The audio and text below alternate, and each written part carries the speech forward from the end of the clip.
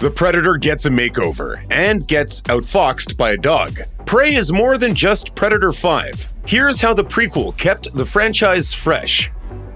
In Predator 2, the Predator ship features artifacts and weapons spanning many times and cultures. As a result, each new Predator film can really pit the creature against any group of humans. Enter Prey, which follows Comanche warrior Naru as she battles European soldiers and the Predator in North America in 1719. In Prey, our beloved Predator is traveling light on a vacation to Earth. While the humanoid alien is shown using its invisibility cloak mode on multiple occasions, the creature doesn't rely on any of its other gadgetry as much as it has in previous films. That isn't to say that all of the high-tech alien weapons are absent, merely that this era's Predator prefers to stab and impale its prey rather than blast them to smithereens.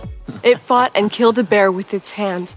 Since the film does take place 300 years ago, it's possible that this version of the Predator is not quite fully evolved in the weapons department. While the alien hunter is certainly far more advanced than humanity in 1719, it doesn't appear to have all the tricks and upgrades of Alien vs. Predator. More importantly, this makes it a much fairer contest between the humans and the alien creature, since it isn't drawing upon an endless arsenal of options. However, it would be interesting to witness how the creature fares without the use of its cloak technology at all, since that still allows it to sneak up on humans. Animals, at least, can sniff the creature out, even if they can't see the predator.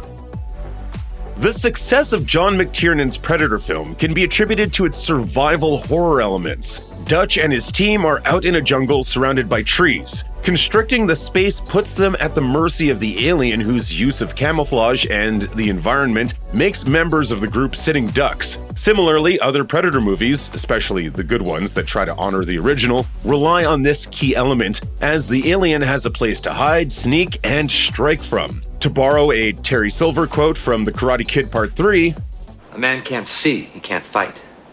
Prey features some similar situations to the first Predator where there are moments of confinement, but it also poses a new question in asking how good the Predator is in open spaces. The Great Plains boast vast amounts of open land with only grass in the distance. In theory, this would be the best place to lure the alien creature to, since it removes the high ground aspect and lets any sudden movement be more identifiable. However, Prey confirms that the creature is as lethal in this setting as in others. One especially memorable scene finds the beast chasing Naru and a fellow Comanche warrior across an open field, a set piece reminiscent of the velociraptor stalking the hunters through the long grass in the Lost World Jurassic Park. The Predators hunt other life forms for both sport and pride, claiming ritualistic trophies from their victories. They want to prove their superiority, quite often in the most brutal way imaginable, while maintaining a code of honor for their prey. This code is questionable, though, since it isn't even a fair fight if the opponent fails to have intergalactic weapons in their possession. So it goes without saying that their moral compass is a bit skewed. In other Predator films, the audience witnesses the alien hunter go after humans as their main target, identifying them as worthy adversaries. Ironically, humans aren't even considered apex predators in our own world, since we don't eat everything we destroy. But in Prey, the Predator goes after several creatures, not just humans. It faces off in two big contests against a wolf and a bear. The wolf shows its nose is key in this encounter. However, it proves to be no match for the Predator's sharp blades. On the other hand, the bear strikes some real blows to the creature. If the Predator's cloaking ability had been removed, there's a good chance it might have struggled to deal with the bear's sheer power.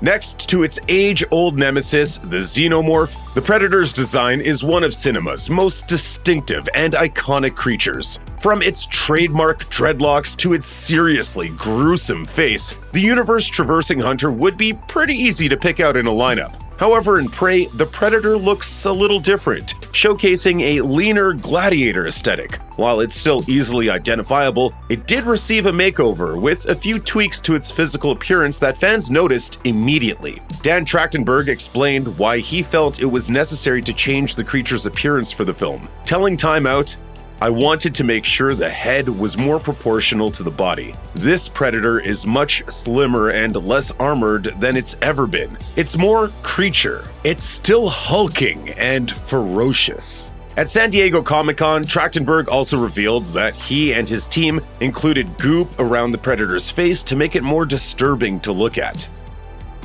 In Predator 2, the creature navigates a concrete jungle with relative ease and fluidity. Despite the unique surroundings of Los Angeles, it understands what it needs to do to hunt and survive in this setting. The reason for this is likely due to the events of Prey, which serve as an important lesson for all the other predators of what not to do when on Earth. In Prey, the predator falls into a quicksand-style mud trap, which ultimately plays a major part in its downfall. Like anyone else in such a pickle, it struggles to get out of this situation, especially as it had been injured beforehand, which made its predicament even worse. But it does lead one to wonder if perhaps quicksand didn't exist on any of the other planets the predator had visited before. It's also possible that this predator is still young and inexperienced in its hunts. Maybe Earth is its first rite of passage and it's trying to prove itself quickly and recklessly. That would also explain why the creature fights the bear in the river when the water isn't conducive to its cloak mode's effectiveness and helps to reveal its presence.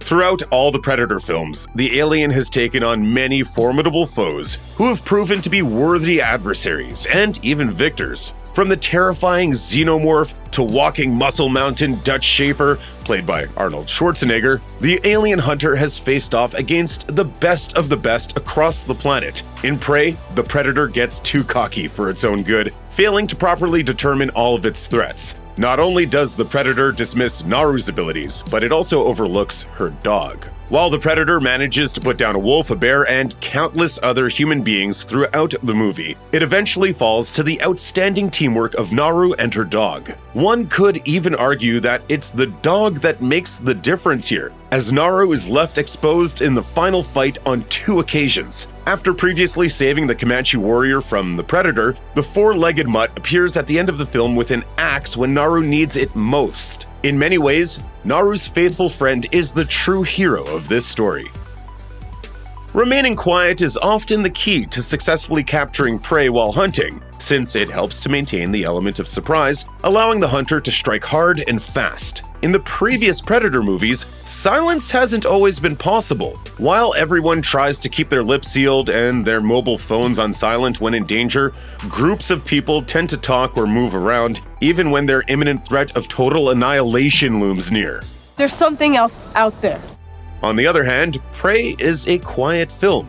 Besides the occasional bird chirp or rustle of the leaves, there's an intense stillness and quiet to the Great Plains. In many ways, this setting is ideal for the Predator, as the silence ensures the creature is able to hear the footsteps of its prey from a mile away. However, it's equally effective for the intended victim too, since any sudden movement will alert them of a problem on the horizon. As an example, Naru manages to find and attack the unaware predator simply because she's quieter than the alien. Talk about using the hunter's tactics against them.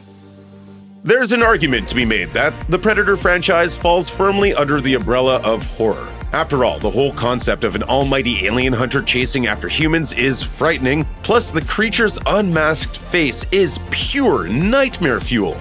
Plus, the franchise's previous films are jam-packed with jump scares, with victims never knowing what's lurking around every corner. In Prey, some of those scary elements remain, but there's something different about this version.